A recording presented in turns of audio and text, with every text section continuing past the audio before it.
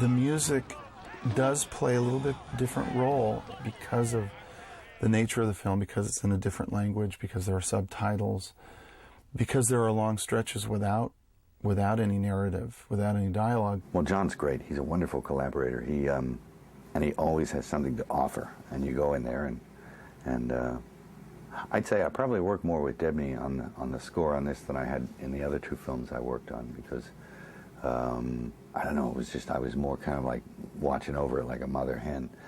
And we'd go in there and we'd work on stuff and try stuff, and he was just wonderful. He's a real talent. I was looking for a sound to represent the character of Satan in the movie. I thought, well, what is the most beautiful, seductive, sinuous, human-like sound I could find? And I immediately thought of this instrument called an erhu. It's an ancient Chinese instrument. It's a two-stringed violin. It all sounded like a vocal. It was perfect, what can I say?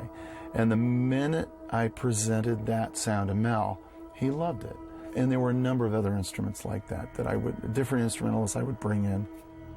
And through trial and error, we would sort of find the right combination. And it was that simple. And it didn't matter what culture, what country, because Mel wanted it to be a world score.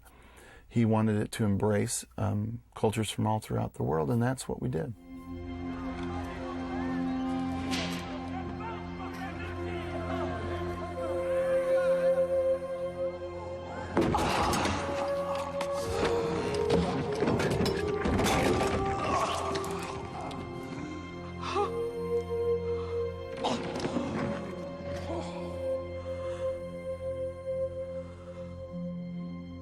We're seeing the events through Mary's eyes.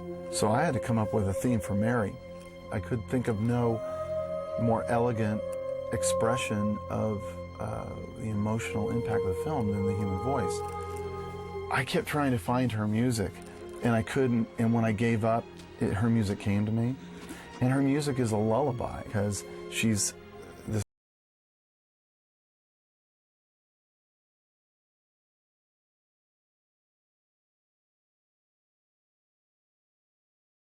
Was probably the most he slept any given night during that time. And I got up probably around 9 to find a message that was left around 6:30. I think I have it. I need you to call me. And he'd already faxed me over a very rough sketch of the melody. And I sat down on my keyboard and played it and just got goosebumps. And I started thinking, well, maybe we should have it shouldn't just be oohs and ahs all the time for the choir or the vocalist, the soloist. Maybe we should have psalms set to Aramaic or lyrics loosely based on psalms, and that's what we ended up doing. I've probably sung in about 10 languages throughout my career, or 15. And when John said, this will have to be in Aramaic, I said, great, let's do it.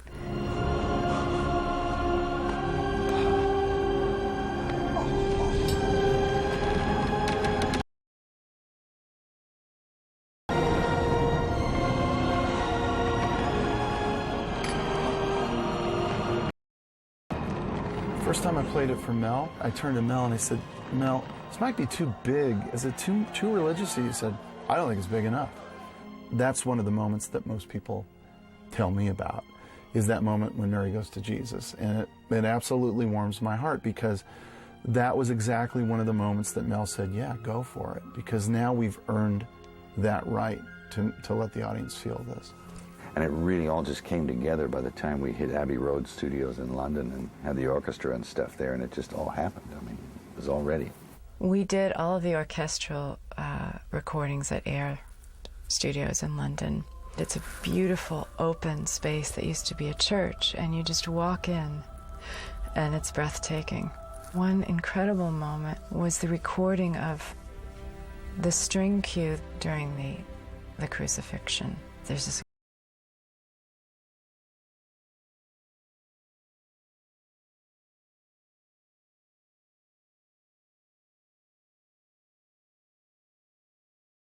of harmonics in that room that anything that you play gets magnified 1,000,000 times. And you hear a million more notes, and it just was like the symphony of the world, a heaven and earth sort of coming together.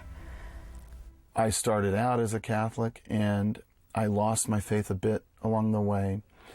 And then through some personal things that happened in my life, I started to search again for my own personal faith, as a lot of us do.